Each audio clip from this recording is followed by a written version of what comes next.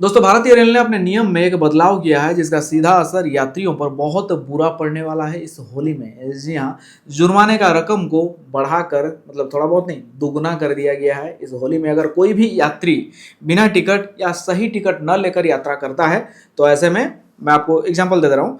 जैसे कि मान लीजिए स्लीपर का 200 रुपये का कोई यात्री टिकट लेता है और थर्ड एसी में वो यात्रा करता है, थर्ड एसी का किराया है 300 रुपये।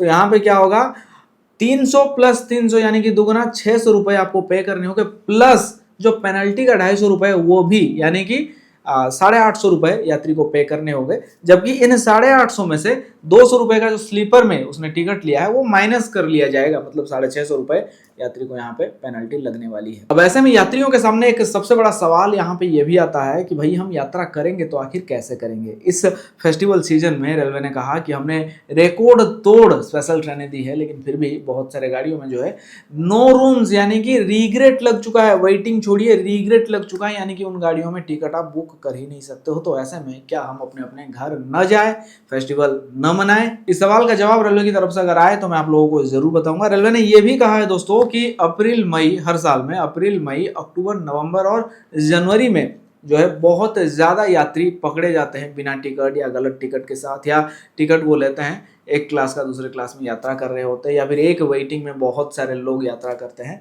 तो इन चीज़ों पर आजकल पाबंदियां जो है देखने को मिल रही है। रेलवे काफ़ी स्ट्रिक्ट एक्शन यहाँ पे ले रहा है, लेकिन कहीं ना कहीं रेलवे का ये भी जिम्मेदारी बनता है कि यात्रियों के लिए स्पेशल या क्लोन ट्रेनों के जरिए कंफर्म सीट देने का भी ये भी जो काम है वो रेलवे का ही है। रेलवे के जरिए से दिए गए कुछ आंकड़े मैं आपको यहाँ पे दिखाना चाहूंगा। रेलवे के अनुसार वर्ष 2025-26 में, यानी कि जनवरी तक में 5,19,949 मामलों में कार्रवाई की गई और 33,19,00,000 रुपए से अधिक की वसूली हुई।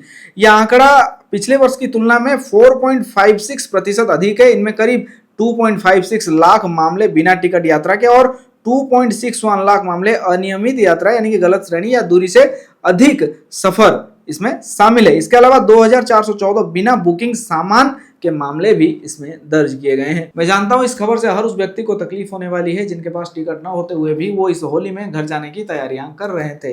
तो आपका जो भी दुख दर्द है आप कमेंट सेक्शन में बयां करिए और इस वीडियो को ज्यादा से ज्यादा शेयर करिए, क्योंकि आप लोगों के शेयर से या कॉमेंट से कई बार कई फैसले रेलवे के बदले हैं। तो इस बार भी हम उम्मीद यही कर सकते हैं। और एक जरूरी बात दोस्तों, गाड़ियां बहुत ज्यादा भीड़ चल रही है, तो ऐसे में आप लोगों को बहुत ज्यादा जरूरी न होने पर यात्रा बिल्कुल भी ना करें, क्योंकि कई बार इन्हीं सब चीजों की वजह से हादसे हो चुके हैं।